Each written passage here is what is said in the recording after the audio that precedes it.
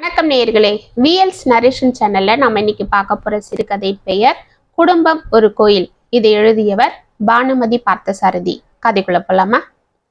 ஆபீஸில் இருந்த வீட்டிற்குள் நுழையும் போதே கோபமாக வந்தாள் ஷீலா. காலில் போட்டிருந்த செருப்பை கழிச்சு எறிந்தாள். தன் ஸ்கூட்டியில் இருந்த பேக் எடுத்து வந்து சோஃபாவில் வீசி எறிந்தாள். வழக்கமாக அவள் இப்படியெல்லாம் நடக்க மாட்டாள். ஏய் ஷீலா, என்னாச்சு உனக்கு என்று வியப்புடன் கேட்டாள் அவள் தாய் வாசுகி. பேய் பிடிச்சிக்கிச்சு போதுமா என்று கர்ஜித்து விட்டு மாடியில் தன் அறையில் போய் உட்கார்ந்தாள். லேப்டாப்பை எடுத்து மடியில் வைத்துக் கொண்டு ஓபன் செய்தாள். ஷீலாவின் பாட்டி முட்டியை பிடித்து கொண்டு மாடி ஏறி வந்து, ஏண்டி கண்ணம்மா இவ்வளோ கோபம்? ஆபீஸுக்கு எடுத்துட்டு போன சாப்பாடை சாப்பிட்டியா இல்ல கீழே கொட்டினியா என்றவள் தலையை ஆசையாக தடவியபடி வாஞ்சையுடன் கேட்டாள். போ பாட்டி, உனக்கு வேற வேலை இல்லை. ஏப்ப பாரு ஒரே கேள்விதான், சாப்பிட்டியா இல்லையான்னு. சாப்பாடு மட்டும்தான் பிரச்சனையா? உனக்கு வேற என்ன பிரச்சனை என்கிட்ட சொல்லு. யார்கிட்டயாவது மனசை கொடுத்து தொலைச்சிட்டியா? அவனை உங்க அம்மா அப்பாவுக்கு பிடிக்கலையா என்று பாட்டி கண்ணி சிமிட்டி கொண்டு அவளை பார்த்து குறும்பாக சிரிக்க, தனது செல்ல பாட்டியிடம் இந்த விஷயத்தை சொல்லலாமா வேண்டாமா, சொன்னால் அவளது அனுபவத்தால் ஏதாவது யோசனையை சொல்லுவாளே என்று பார்த்து கொண்டிருந்தாள் ஷீலா. என்னடி அப்படி பாக்குற? தயங்கமா என்கிட்ட சொல்லு, என்னால முடிஞ்ச ஐடியாவை சொல்றேன் என்று கண்ணடித்தாள். பாட்டி, நான் ஆபீஸ்ல வேலை செய்யும் போது ஒருத்தனை காதலிச்சேன். என்னது, காதலிச்சியா? இப்ப அந்த காதல் என்னாச்சு? இப்ப அது இருக்கான்னு எனக்கே சந்தேகமா இருக்கு. அதுதான். ஏன் பாட்டி? அவன் பேரு சுரேஷ். அவன் எப்ப பார்த்தாலும் நல்லதொரு குடும்பம், பல்கலைக்கழகன்னு அவன் குடும்பத்தை பத்தி தான் ரொம்ப பெருமையா பேசிட்டே இருப்பான். எனக்கும் அப்பெல்லாம் அவன் பேசும்போது எக்ஸைட்மெண்டா தான் இருக்கும். அவனும் எங்க வீட்டுக்கு வான்னு தொல்லை பண்ணிட்டே இருக்கானேன்னு இன்னைக்கு அப்படியே லீவை போட்டுட்டு அங்க போனேன் என்று டக்குன்னு நிறுத்தினாள். ஆமா, அவங்க வீட்டுல நீ என்னத்தை எதிர்பார்த்துட்டு போன? பாட்டி, வீடுனா யார் யார் இருப்பாங்க? அம்மா அப்பா, கூட பிறந்தவங்க, போனா போகுது அவங்க தாத்தா பாட்டி, இவ்வளவுதானே. ஆனா சுரேஷ் வீட்டுல அப்படி இல்லை பாட்டி. நிஜமாவே அவன் சொல்றது போல அது ஒரு பல்கலைக்கழகம் தான். ஆமாம் பாட்டி, அவங்க பெரியம்மா, பெரியப்பா, சித்தப்பா, சித்தி, அவங்க பசங்க, அப்புறம் தாத்தா பாட்டி, தாத்தாவோட விதவை தங்கச்சி, இவ்வளவு பேரும் ஒரே வீட்டுல இருக்காங்க என்றால் பள்ளி கடித்து கொண்டு. பாட்டி விழுந்து விழுந்து சிரித்தாள். இது என்னடி, வீடா இல்ல சர்க்கஸ் கம்பெனியா என்று கேட்டுவிட்டு மீண்டும் சிரித்தாள். நான் கூட அப்படிதான் அவன்கிட்ட கேட்டுட்டு வரணும்னு இருந்தேன். ஆனா அவனை சுத்தி காக்கா கூட்டம் போல அவங்க சொந்தக்காரங்க இருந்ததால பேசாம வந்துட்டேன். ஏண்டி ஷீலா, சுரேஷ் வீட்டுக்கு நீ போனது உங்க அம்மா அப்பாவுக்கு தெரியுமா? நான் என்ன சின்ன குழந்தையா எல்லாத்தையும் அவங்க கிட்ட சொல்லிட்டு செய்ய?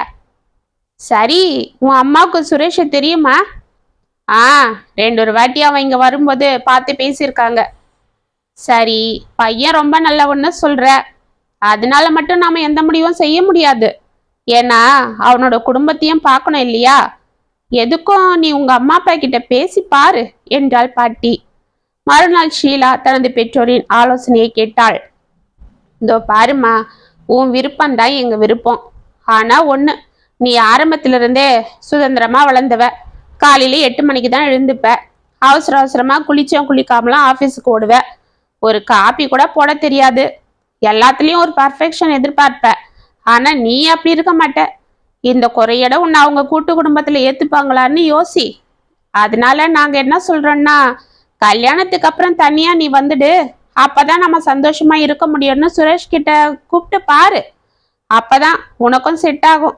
ஷீலாவிற்கும் இது சரியெனப்பட அன்று ஆபீஸிற்கு சென்று அமைதியாக தனது வேலையை பார்த்து கொண்டிருந்தாள். சுரேஷுக்கு பரீட்சை முடிவை எதிர்பார்த்து காத்திருக்கும் மாணவன் போல் மனது பதற அன்று அவளிடம் கேட்டு விட்டான்.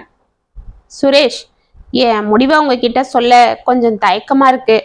ஆனாலும் நான் சொல்லிதான் ஆகணும். உங்க குடும்பம் ரொம்ப பெருசு.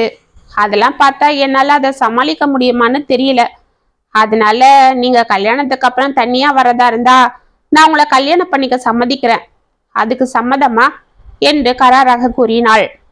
முகம் இருக, வெரி சாரி ஷீலா, உங்க கேள்வி கசாப்பு கடைக்காரன் கத்தி போல கராரா இருக்கு. குடும்பம் என்றது ஒரு கோவில். அந்த கோவில்ல இருந்து ஒரு செங்கல் எடுத்துட்டாலும் அந்த கோவில் கோவிலா இருக்காது. அதனால உங்களுக்கு பிடிச்ச வாழ்க்கையை நீங்க பாருங்க. எனக்கு செட் ஆகிற வாழ்க்கையை நான் வாழ்ந்துட்டு போறேன் என்று அவளிடம் இருந்து நீங்கினான். வாழ்க்கை என்னும் வெள்ளத்தில் இருவரும் இருவேறு திசைகளில் அடித்து செல்லப்பட்டனர். ஆனாலும் திருமணம் என்னும் பந்தத்தில் இருவரும் சிக்கவில்லை. ஒருவரை ஒருவர் மறக்க முடியாமல் தவித்தனர். இதற்குள் ஷீலாவின் அம்மா அப்பா இருவரும் வேலைக்கு போவதால் அவளது பாட்டியை கொண்டு போய் சீனியர் சிட்டிசன் ஹோமில் சேர்த்து விட்டனர். ஷீலா பாட்டி இல்லாமல் மிகவும் தவித்தாள். சின்ன குழந்தையை பிரிந்து தவிக்கும் தாயை போல் தவித்தாள்.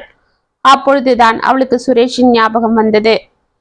ஒரே பாட்டி வச்சுக்கிட்டு நம்மளால பார்க்க முடியாம அவங்கள கொண்டு போய் ஹோம்ல விட்டுட்டாங்க அம்மாவும் அப்பாவும். ஆனா சுரேஷ் வீட்டுல 3-4 தாத்தா பாட்டி இருக்காங்க. அவங்கள எப்படி பாத்துக்கிறாங்க என்று ஆச்சரியப்பட்டாள். ஒரு நாள் ஷீலா தற்செயலாக சுரேஷ் வீட்டு பக்கம் போக நேர்ந்தது. சுரேஷ் அப்பொழுது வெளியே வர அவளை பார்த்துவிட்டு மெதுவாக அருகில் வந்தான். அவனை அதிர்ந்து பார்த்து கொண்டிருந்த ஷீலாவை உள்ளே அழைத்தான். உள்ளே அவளை அனைவரும் வரவேற்றனர். அவர்களை ஆச்சரியமாக பார்த்து கொண்டு அமைதியாக நின்றாள். என்ன ஷீலா, அமைதியா இருக்கீங்க என்றான் சுரேஷ். ஒன்னும் இல்லை சுரேஷ், எங்க வீட்டுல என் பாட்டி இருந்தாங்க. அவங்கன்னா எனக்கு ரொம்ப செல்லம். அவங்கள பார்த்துக்க முடியலன்னு எங்க அம்மாவும் அப்பாவும் அவங்கள கொண்டு போய் ஹோம்ல விட்டுட்டாங்க. இப்ப எனக்கு ஏதோ போல இருக்கு. இப்படி ஒரே ஒரு பாட்டியவே எங்களால பாத்துக்க முடியாதப்ப உங்க வீட்டுல 3-4 தாத்தா பாட்டிய எப்படி பாத்துக்கிறீங்க என்றாள். சுரேஷ் கலகலவென சிரித்தான். ஷீலா, எங்க வீட்டுல அவங்களுக்குன்னு ஒரு வேலையை கொடுத்துடுவோம். வேண்டாத பொருளை பரன் மேல போடுறது போல அவங்கள தனியா ஒதுக்கிடாம அவங்களையும் இங்க இருக்கிறவங்க எல்லாரும் மரியாதையா பார்த்துப்போம். எங்க வீட்டுல சின்ன குழந்தையிலிருந்து பெரியவங்க வரைக்கும் போக வர அவங்கள பார்த்துப்போம். ஒருத்தர் தான் அவங்களுக்கு தேவையானதெல்லாம் செய்யணும்னு இல்லாம யார் அந்த பக்கம் போனாலும் அவங்களுக்கு என்ன வேணும்னு ஒரு வார்த்தை கேட்டுடுவோம். இல்ல அவங்க எதனா சொன்னா அதை செஞ்சிடுவோம். அவங்களும் அப்படிதான். எங்களுக்கு முடியாதப்ப எங்களை பார்த்துப்பாங்க. எங்களுக்கு உடம்பு சரியில்லைன்னா பழைய பாட்டி வைத்தியத்திலேயே எல்லாம் சரி பண்ணிடுவாங்க. அது உடம்புக்கும் ஆரோக்கியமா இருக்கும்.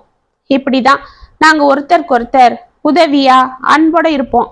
இதுல என்ன சிரமம் இருக்க போகுது என்று அவன் கூற அவனை ஆச்சரியமாக பார்த்துவிட்டு தலையை குனிந்து கொண்டாள். ஏன் ஷீலா, திடீர்னு டல்லாட்டீங்க? என் வாழ்க்கையை தொலைச்சிட்டோன்னு பயம் வந்துடுச்சு சுரேஷ். என்ன சொல்றீங்க? ஆமா சுரேஷ், தனி கொடுத்தனம் என்றது தற்காலிக சந்தோஷம். ஆனா கூட்டு குடும்பம் தான் நிரந்தரமான பாதுகாப்பு. இந்த குடும்பம் என்ற கோவில்ல என்னையும் ஒரு சிங்களா சேர்த்துப்பீங்களா என்று கண்ணீர் வடித்தாள். அவள் கண்ணீரை துடைத்த சுரேஷ், நீ இந்த வீட்டுல வாழ வந்தா உன்னை செங்கல்லா இல்ல எங்க குலசாமியாவே ஏத்துக்குவோம் என்று கூறி சிரித்தான். இத்துடன் குடும்பம் ஒரு கோவில் கதை முற்றம். இந்த கதை உங்களுக்கு பிடிச்சிருந்தா கமெண்ட்ஸ்ல சொல்லுங்க, லைக் பண்ணுங்க, ஷேர் பண்ணுங்க, மறக்காம சப்ஸ்கிரைப் பண்ணிக்கோங்க. மீண்டும் நாளை சந்திப்போம்.